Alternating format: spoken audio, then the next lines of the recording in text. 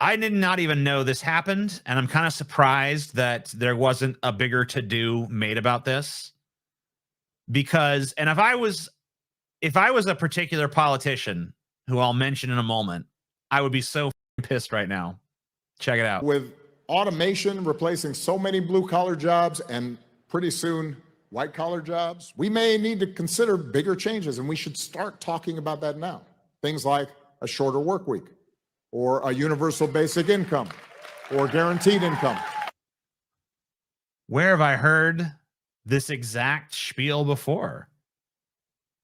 This is Andrew Yang's entire not left, campaign. TJ, not right, forward. Dude, and it's gotta suck to be Andrew Yang. You go on Joe Rogan, you lay out automation's gonna replace a bunch of jobs. We need a UBI. Everyone, like, you get a few people like, yeah, but mostly like the mainstream political establishment's like, lame, stupid, you suck, you're dumb. And now, few years later, Obama's out there making the exact same pitch. So you know this idea has become mainstream in the Democratic Party at this point. Automation is terrible. Where's Andrew Yang now? He's off trying to start some like never gonna fucking do anything failed third party with no platform, no agenda. The worst third party attempt you've ever seen in your life. It doesn't even stand out from the two parties it's supposed to be a solution to. Yeah, remember the Yang gang? Yeah.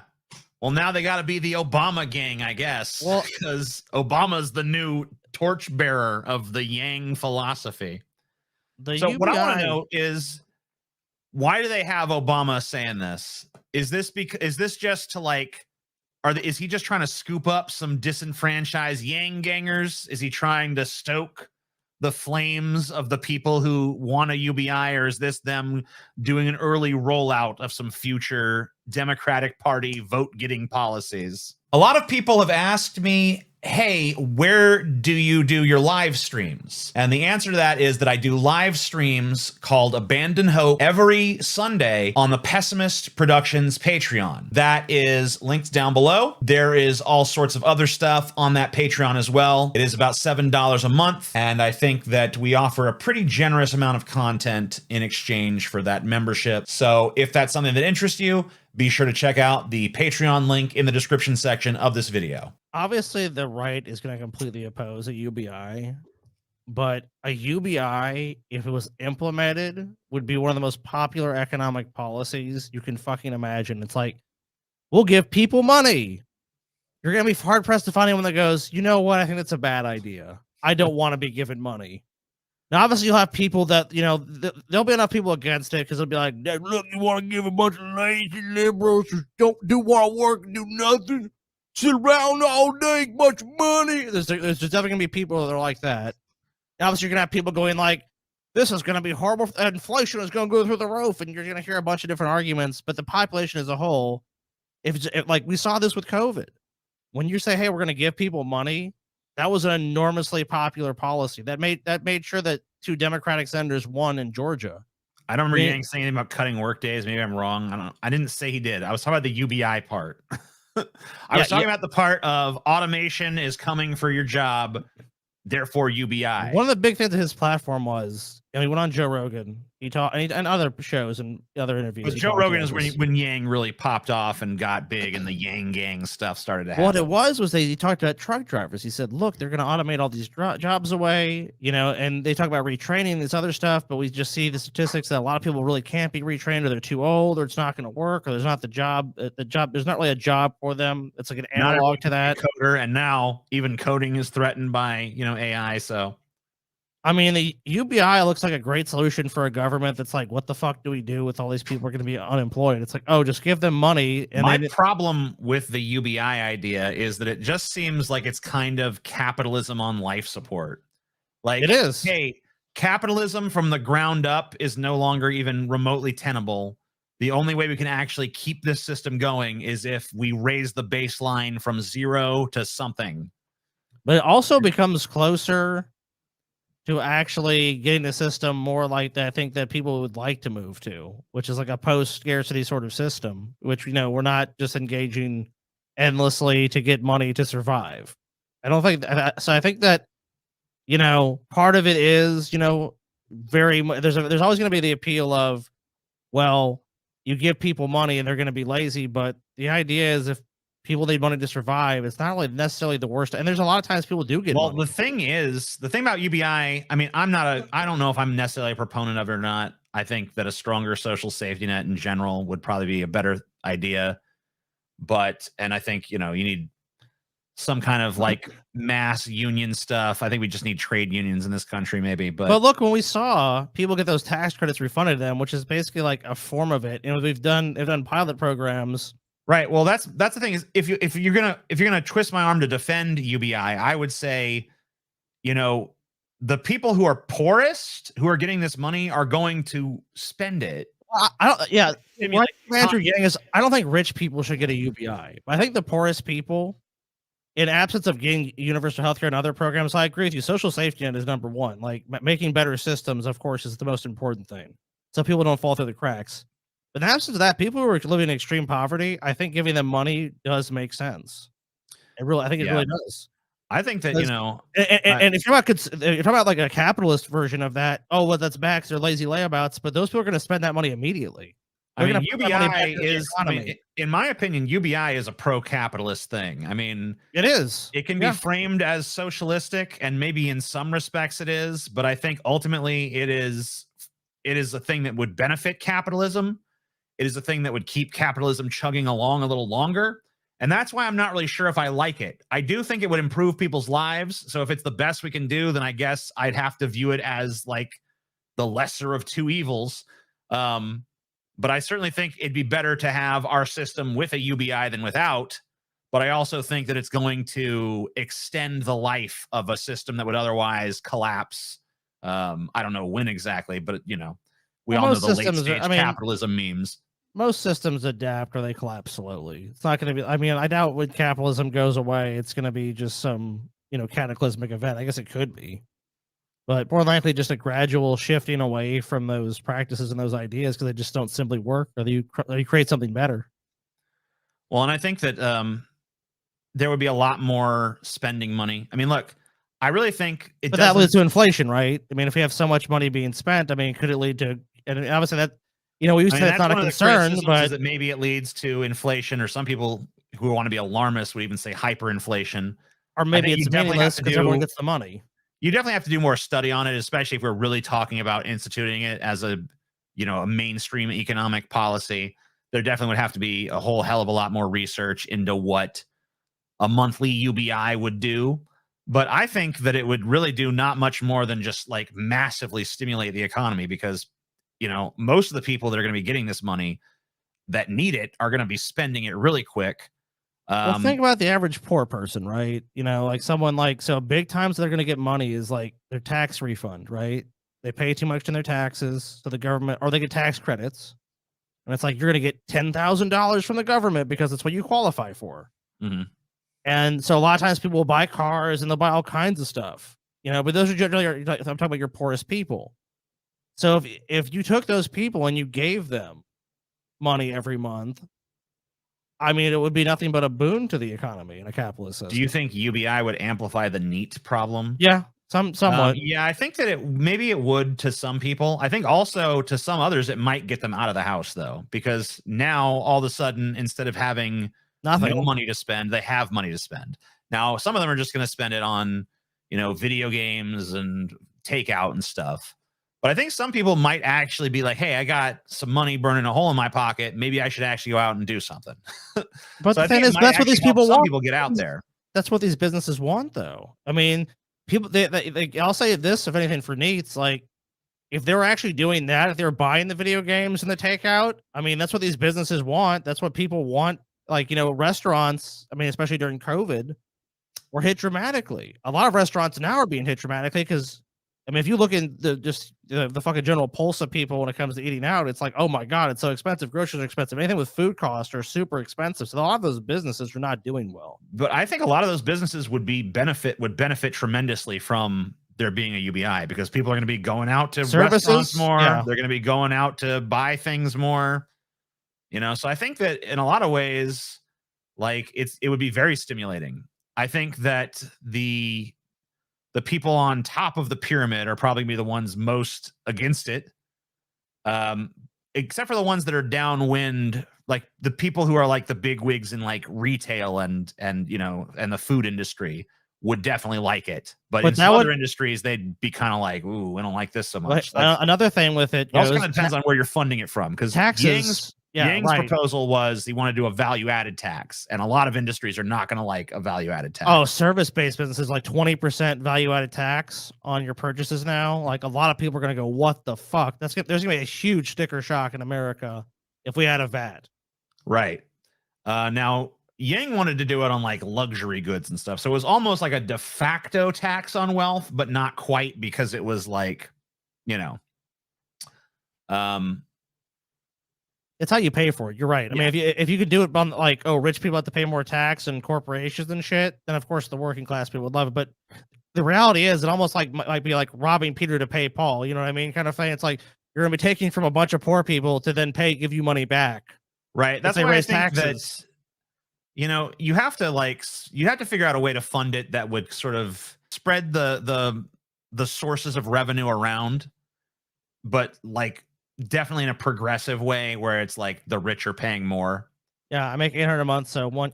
Yeah, and I saw another comment. To be fair, it was like that's $12,000. That's basically $12,000 dollars a year. If it was $1,000 a month, that no one I know can survive on that. But I mean, there's people who are like, you know, like they're living with their family, which that might help them tremendously, because maybe they could save that money. Maybe they could get their own place.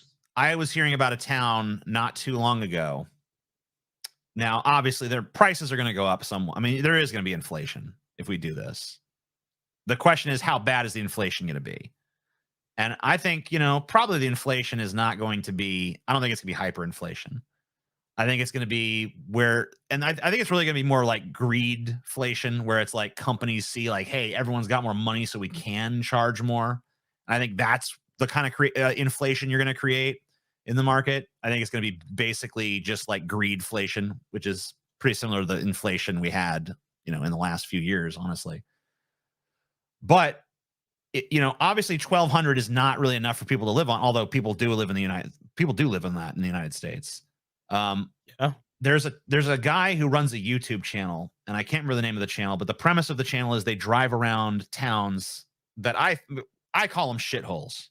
Maybe people don't like that kind of language or whatever. I don't care. They're shitholes.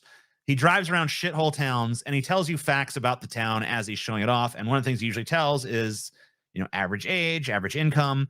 He was driving through a real shithole not too long ago, and he said the average household income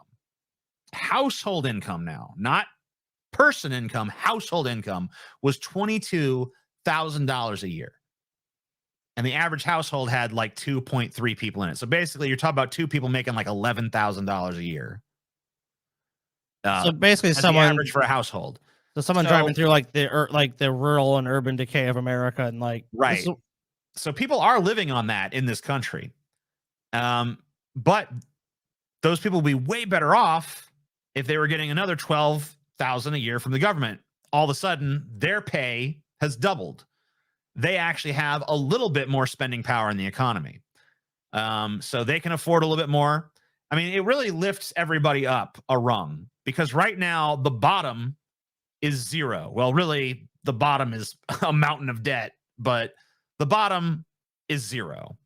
Right. And if you got $1,000 a month, the bottom is now $1,000, or $1,000 a month, or $12,000 a year. But does that so in itself you have a little bit to work with, even if you do nothing else? But most people are going to want to.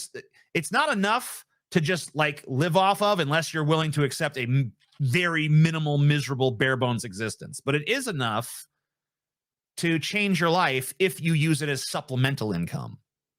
So that's kind of what that'd be my defense of the UBI. Once again, I don't really consider myself a proponent, because I think that it just keeps us in this capitalist gangbang a little longer. But, you know, within the confines of the system we exist within, I think it's not a terrible idea. It would definitely improve things. But if 1,000 becomes the benchmark, is it a meaningless distinction then to say you get the 1,000 a month? I mean, does that become just so devalued that it means nothing? So essentially, the person who gets the money is in the same position they were in before. That's what I don't know. I agree with you. I think it's more supplemental of more than anything. It's like a game of Monopoly. Everyone in Monopoly starts off with the same. Right. And, you know, it's through the fuckery of capitalism, money changes hands, and usually someone accumulates it all. Right. And it would be the same thing. Like, this money would be vacuumed out of these people's hands like crazy. It would just go right back up the fucking chain, but there would be economic activity and job creation and stuff done along the way. So I think it would be nothing but a stimulant to the economy. I don't think 1,000 wouldn't like become the new zero. Affordable housing will help a lot. Most people's money goes to rent. Well, that's true, but think about this: if that people have more money, more opportunities to rent. If we don't socialize or subsidize housing and build more housing that's affordable for people, which is usually the problem. There's a lot of housing that's empty in America. It's just not in the right location where people want to live for a variety of reasons. I mean, plus landlords are going to jack up rent when this UBI happens. Yeah, of course. The big problem you're going to have with UBI, the biggest issue I see is there's going to be 1,000,001 gougers trying to fucking, oh shit, people got more money. That's more ways I can get it. So you're going to have to watch out for that. But, you know, we already live in a country that's kind of like that now. So, but yeah, they're really going to go fucking nuts. Like, the exploiter class is really going to go fucking ape shit. By the way, guys, if there is a UBI, we're raising our Patreon to $25 a month. No offense. Of course, you have to. It's what the all market the needs has dictated. All the needs that watch us were like, look, guys, we know you guys have money now. Your excuse before is you were broke. We know you got $1,000 now. Ideas that can spread work around and supplement the incomes of people as they shift to the much needed work that I mentioned earlier that can't be automated. I wish I knew that part of the fucking speech. What's the work that can't be automated? A program alone can't do. Things like childcare and education and healthcare and elder care. You can't get robots to do that shit? Word is not there yet, I think is what he's saying. Some of these ideas are being tested as we speak. Right here in Chicago, there's a pilot program called Chicago Promise that's been giving thousands of low to moderate income families $500 in cash every month to help them meet basic needs. And it's modeled after a similar program in Stockton, California. And it's showing early promise because the thesis is you improve financial stability, you improve well-being of low-income families, they actually can fix a busted car, they don't have electricity turned off. This is such no shit, man.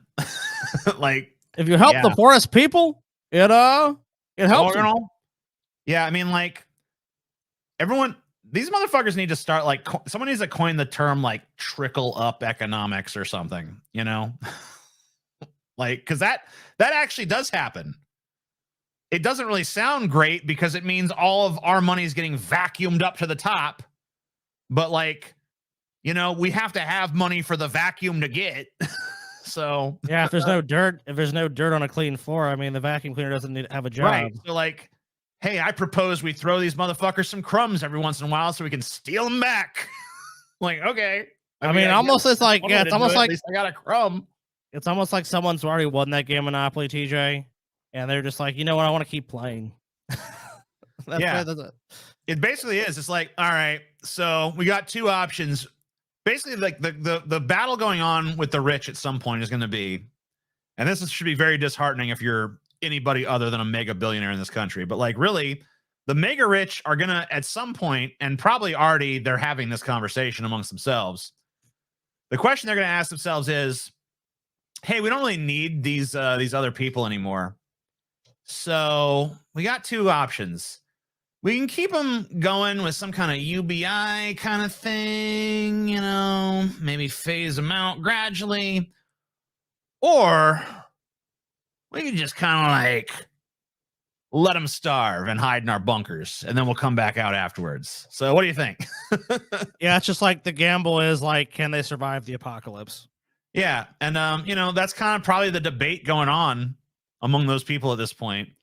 It's like, hey guys, we pretty much fucking have taken all the resources of the world. It's pretty much ours now. So do we starve the peasants or do we start throwing them scraps? Because that's our choices. And and I guess we need to hope in the spirit of harm reduction and lesser of two evils. We just gotta hope. With our fingers crossed. I hope the scrap throwers win. I'd like to stay alive. Generally, two arguments. It's usually, even with rich fucks. I mean, I think there's kind of an impulse to humanity to kind of always go where it's like compromise in the middle. So I imagine it probably won't. They probably won't want the apocalypse, but they probably won't really want to do much about it to really stop it. Like, they'll definitely be prepared for it, and I think they might do some tokenistic measures to be like, see, I'm a good person. I've done some things for people, but I don't think it's going to be enough. I don't think it's ever really been enough throughout human history. So it's like, I don't think they'll do nothing, but I don't think that the people that could really make a difference are going to do far, or going to ever really equal what needs to be done.